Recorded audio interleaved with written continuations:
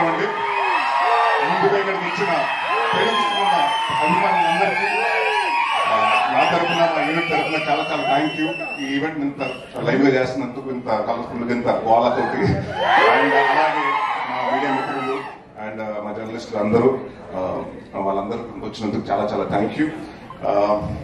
బచ్చల మంది దీని గురించి చెప్పాలంటే డిసెంబర్ 27, 2021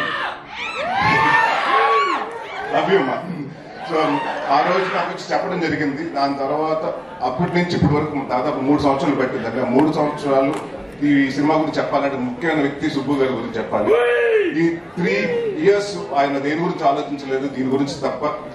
సో అది నాకు బాగా నచ్చిందండి. చాలా మంది చెప్తారు సినిమా కథ చెప్పినప్పుడు చాలా బాగా చెప్తారు, బట్ తీసినప్పుడు కూడా అలాగే తీయాలి. ఆయన ఎంత బాగా చెప్పారు, అంతకు మించి బాగా తీశారు. అండ్ అది నేను చాలా కాన్ఫిడెంట్ గా సినిమా చూశాను కాబట్టి నేను చెప్పగలుగుతున్నాను. అండ్ మేము చాలా డిస్కషన్ చేశాను. అంటే నా సినిమాల్లో అంటే మనకి తెలుస్తాయి కదా ముందు సినిమాల్లో ఏం తేడా వస్తుంది, మనం ఎక్కడెక్కడ మార్చుకోవాలని మనం కూడా కూర్చొని అనలైజ్ చేసుకున్నప్పుడు చాలా మంది నాకు చెప్పిన కంప్లైంట్, మీ సినిమాలో సాంగ్ సరిగ్గా ఉండలేదండి, సాంగ్స్ సరిగ్గా ఉండలేదని చెప్పారు. సో మీరు ఫస్ట్ కూర్చుని అదే ఏమంటే చాలా రోజుల తర్వాత మనం వస్తున్నాం, ఒక సాంగ్స్ బాగుండాలంటే ముందు సాంగ్స్ ఇంపాక్ట్ చేయాలి. This is been the complaint been hearing. అంటే ఆయన విశాల్ గారు దాదాపు 6 నెలల ముందు నుంచే, సినిమా స్టార్ట్ అవుతున్న 6 నెలల ముందు నుంచే కూర్చుని అన్ని సాంగ్స్ కంప్లీట్ చేశారు. సో ఆయనకి అలాగే విశాల్ చంద్రశేఖర్ గారికి చాలా చాలా థ్యాంక్ యూ. చాలా కష్టపడి చాలా ఇష్టపడి చేశారు సినిమా. అండ్ అందరూ అండి, ఇట్స్ నాట్ వన్ పర్సన్. అంటే జనరల్ గా ఏమంటారంటే సినిమా బాగుందంటే వాళ్ళు లక్కో లేకపోతే ఇంకోటో అని కాదండి. ఇక్కడ అందరూ టీమ్ ఎఫర్ట్. రచయిత ప్రసాద్ గారు కెమెరామెన్ గా అలాగే ఉంటుంది, కెమెరా మా చోట ప్రసాద్ గారు ఆర్ట్ డైరెక్టర్, మన ఎడిటింగ్ అలాగే ఉంటుంది, మా బ్రహ్మకడ్లి గారు ఆర్ట్ డైరెక్టర్, ఆయన వర్క్. అంటే ఇట్స్ లైక్ అందరూ 24 క్రాఫ్ట్స్ తెలుస్తేనే సినిమా. సో ఈ సినిమాకి కాన్ఫిడెంట్ గా చెప్పగలుగుతాను.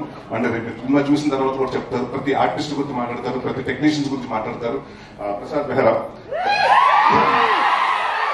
ఇంకా ఇలాగే నువ్వు ఇప్పుడు ఏ వస్తున్నాయి, నువ్వు స్క్రీన్ మీద వస్తుంటే థియేటర్ లో రేపు ఇలాగా నలుపులు రావాలని కోరుకున్నాను. And one of the finest actor అండి, అండ్ చాలా సెటిల్ గా చేస్తాడు, చాలా and one of the good writer also. And నేను కూడా నేను ఒక నెక్స్ట్ వెన్నెల కిషోర్ లాగో లేకపోతే ఒక సత్య లాగో మైనా లాగో ఒక పెద్ద స్థాయిలో చూడాలి. అండ్ డెఫినెట్ గా ఐ నో 1-2 years డెఫినెట్ గా మాకు కూడా డేట్లు లేవు, ఆ స్థాయికి బిజీ అవ్వాలని కోరుకుంటున్నాను. అండ్ మా మధు గారు ప్రతి చోట అంటే దేవుడు వరం ఇచ్చిన పూజ వరం లేనట్టు ఈయన డైరెక్టర్ ఓకే అన్నప్పుడు ఈయన వెనకాల నుంచి మానిటర్ వెనకాల నుంచి లాగా అంటుంటాడు. థర్డ్ ఎంపైర్ డిసిషన్ లాగా ఆయన కోసం చూస్తూ ఉంటాను ఏం జరుగుతుందని. సో ప్రతిదీ అంటే ఆయనకి అంత పర్ఫెక్ట్ గా ఉండకపోతే ఆయన ఒప్పుకోడు. సో ఎప్పుడు అదే చెప్పారు కదండి, ఆయన పెద్ద గారి నుంచి అన్నింటిలో ఆయన చాలా దగ్గరగా పాత్ర చాలా పోషించారు. సో థ్యాంక్ యూ అండి. అండ్ ఎవరన్నా మర్చిపోతే మా హరితేజ గారు అండ్ ప్రవీణ్ గారు. అంటే మీరు ఇప్పటివరకు హరితేజ గారిని చాలా బబ్లీగా లేకపోతే ఎలా చూస్తుంటారు, ఇన్నోసెంట్ గా. బట్ ఈ సినిమాలో డెఫినెట్ గా అంటే హరితేజ గారు ఇంత ఏడిపించగలుగుతారా, ఆవిడ ఏడిస్తే అంటే ఎంత పర్ఫార్మెన్స్ చేయగలుగుతారు అంటే నేను, ఎందుకంటే ఎప్పుడు మనం ఆవిడ సెట్ కానివ్వండి, కామెడీ వేలో చూసాం ఆవిడ చేసిన సినిమాలు కానివ్వండి. సో ఈ సినిమాలో ప్రతి యాక్ట్ చేసిన అమృత గారు కానీ ప్రతి ఒక్కరు ప్రతి ఆర్టిస్ట్ కి అందరికి చాలా మంచి పేరు వస్తుందని. అండ్ డెఫినెట్ గా ఇది నా కెరియర్ లో కొన్ని సినిమాలు ఉంటాయి, గమ్యం లాగా అలాంటి నాంది లాగా. సో నేను నాంది చేసినప్పుడు ఎంత హ్యాపీగా ఉన్నాను, ఈ సినిమా అవుట్పుట్ చేసినప్పుడు అంత హ్యాపీగా ఉన్నాను. అండ్ ఇంకొక విషయం చాలా మంది క్లారిఫికేషన్ చెప్పాలండి. చాలా మంది ఏంటంటే నేను ఓన్లీ సినిమా నరేష్ అన్నప్పుడు సీరియస్ సినిమాలే చేస్తున్నారు, కామెడీ సినిమాలు చేయట్లేదని అనుకుంటున్నారు.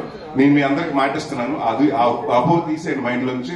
నేను కంటెంట్ ఉన్న సినిమా చేస్తాను, కామెడీ సినిమాలే చేస్తాను. ఈ 2 సినిమాలు ఏదైనా సినిమా చేయండి.